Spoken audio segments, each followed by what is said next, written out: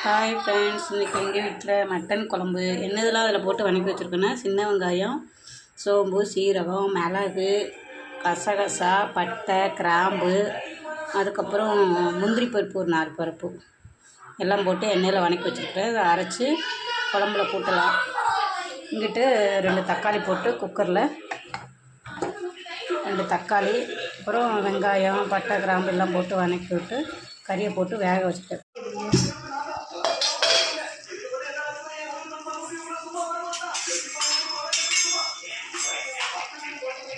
வணக்கின மசாலாவை கூட்டியாச்சு. அதுக்கப்புறம் வீட்டு குழம்பு தூள் ஒரு 3 ஸ்பூன், அதுக்கப்புறம் கடையில் உள்ள மட்டன் குழம்பு தூள் அரை பாக்கெட்டு, அது ஒரு 4 ஸ்பூன் வரும்.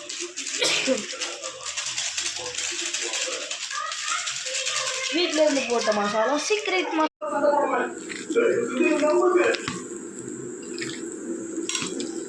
சிக்கன் 65க்கு மசாலா வரைய வச்சாச்சு.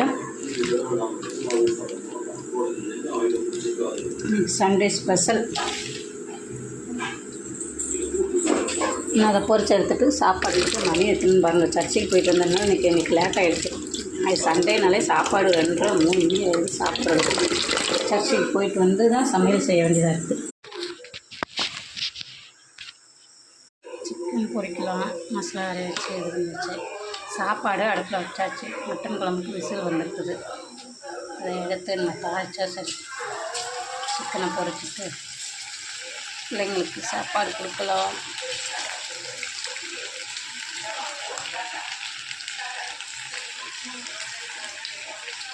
நானும் வீடியோ எடுத்து போடுறேன். ஒரு லைக் கூட வர மாட்டேங்குது, கமெண்ட் பண்ண மாட்டேங்கிறீங்க. சிக்கன் பொரிச்சாச்சு.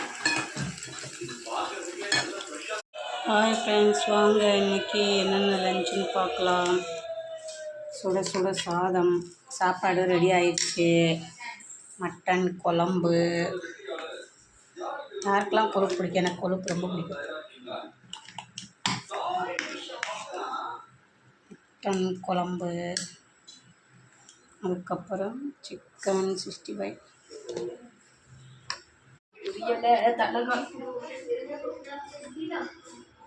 சைமா வந்து சாப்பிட்டு வர சொல்லுமா.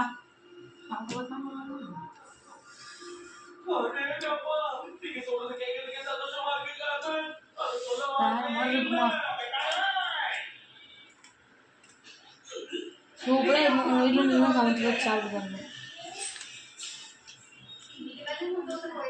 நல்லா இருக்கா? டேஸ்ட்டாக இருக்கா? சூப்பர்.